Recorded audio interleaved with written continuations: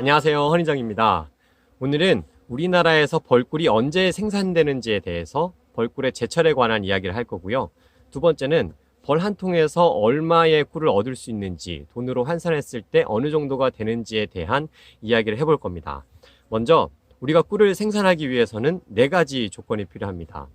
첫 번째는 당연한 이야기겠지만 꽃이 있어야 돼요. 그냥 꽃이 있다고 되는 것이 아니라 꿀을 많이 분비하는 꽃이 있어야 됩니다. 어떤 꽃은요, 꿀을 많이 분비하고 어떤 꽃은 조금, 어떤 꽃은 전혀 꿀을 분비하지 않는 꽃이 있거든요.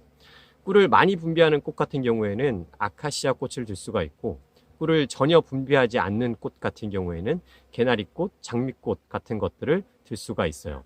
이렇게 꿀을 많이 분비하는 꽃이 있어야 되고, 두 번째는 이런 꽃들이 굉장히 많아야 된다는 거예요. 가끔 전화가 옵니다. 전화가 와서 내가 사는 곳에 꽃이 많으니까 한번 와보래요. 해서 가보면 그렇게 많지 않은 경우가 대부분이에요. 일반인들이 보는 많다의 기준과 양봉인들이 보는 많다의 기준은 다른 것 같더라고요.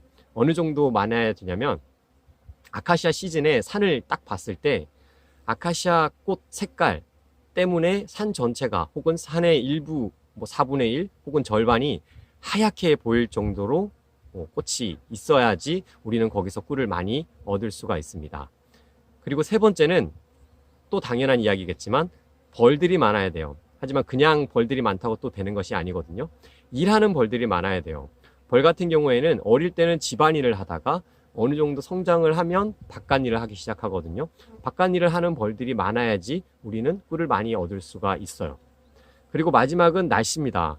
비가 오면 벌들이 일을 하러 가지 못하기 때문에 당연히 꿀을 가져오기가 힘들 테고, 바람이 불어도 벌들이 일하기가 어려울 거예요. 그리고 꽃이 펴 있는 기간에 날씨가 추워버리면 아예 꽃에서 꿀 분비를 하지 않습니다.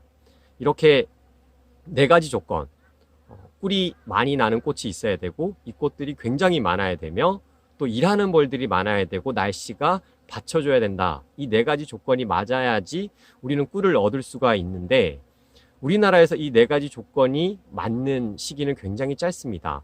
5월달과 6월달 단 2달밖에 되지는 않습니다. 하지만 이 2달간 생산되는 꿀은요, 우리나라 꿀 수확량의 90% 이상을 차지하고 있어요. 그만큼 집중적으로 5월달과 6월달에 꿀 생산이 이루어지고 있습니다. 먼저 아카시아 꽃을 시작으로 꿀 시즌은 시작이 됩니다. 아카시아 꽃은요, 한 지역에서 얼마 동안 피는 걸까요? 1년 365일 중에서 한 지역에서 아카시아 꽃이 피는 기간은 단 10일밖에 되지 않습니다. 10일이라는 기간 동안 우리는 꿀을 수확해야 되기 때문에 굉장히 조마조마한 상태가 되는 거예요. 그 10일이라는 기간 동안 비가 오거나 바람이 불거나 또 비가 오고 추워버리면 절반이 날아갈 수가 있겠죠. 수확하는 기간에 절반이 없어질 수도 있기 때문에 이 시기만 되면 많은 양봉인들이 조마조마해 하는 것 같습니다. 저 또한 마찬가지고요. 올해 같은 경우는 정말 최악의 해가 아니었나 싶을 정도로 꿀 생산이 저조한 해였습니다.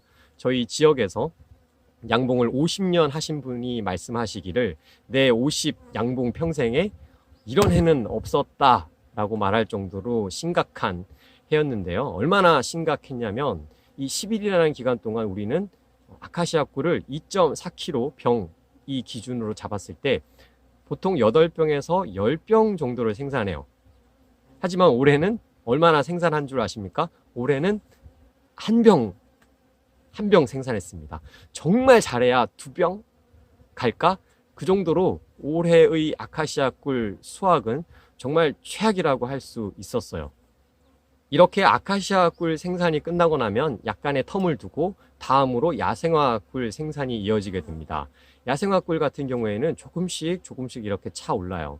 아카시아 꿀은요, 이 4가지 조건만 잘 맞으면 한 번에 그냥 꿀이 꽉 찰 때도 있거든요. 하지만 야생화 꿀은 조금씩 차오른다는 거. 그리고 기간도 조금 더 길어요. 한 20일 정도?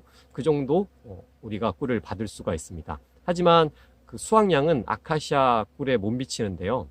야생화 꿀 같은 경우에는 한 3병 정도 생산을 한다고 보면 될 것 같습니다. 이렇게 야생화 꿀 생산이 끝나고 나면 다음으로 또 조금 텀을 두고 밤꿀이 생산되는데, 밤꿀 생산 기간도 한 10일 정도 보시면 될 것 같아요. 밤꿀도 마찬가지로 조금씩 이렇게 들어오는 꿀에 속하고요. 밤꿀 같은 경우도 한 통에 한 2병에서 3병 정도 생산된다고 보시면 될 겁니다. 그렇다면 이제 5월달, 6월달이 거의 끝나고 우리나라의 큼직큼직한 꿀 생산은 거의 마무리되게 됩니다. 그러면 이 기간 동안 얼마간의 꿀이 생산되는지 한번 알아볼게요. 먼저 아카시아 꿀 보통 평년 기준으로요. 올해 같은 경우는 정말 최악이었으니까 보통 평년 기준으로 한 8병에서 10병이니까 9병으로 잡고요. 9병 생산을 했고, 그 다음에 야생화꿀 한 3병 정도 생산을 했고, 그 다음에 밤꿀도 한 3병 정도 생산을 했다고 보면 총 벌 한 통에서 우리는 15병의 꿀을 수확한 게 되는 거죠.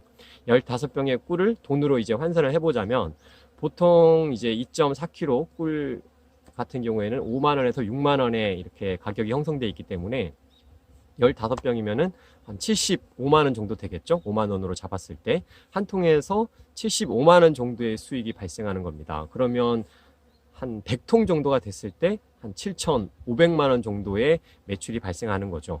그렇게 봤을 때 그렇게 뭐 큰 돈은 아니에요. 왜냐면은 뭐 거기에서 벌을 운영하는 데 있어서 들어가는 비용이라든지 뭐 또 기타 비용이 들어가게 되면 실제 꿀 소득만으로 따지고 본다면은 한 매출 5천만 원 정도가 될까 합니다.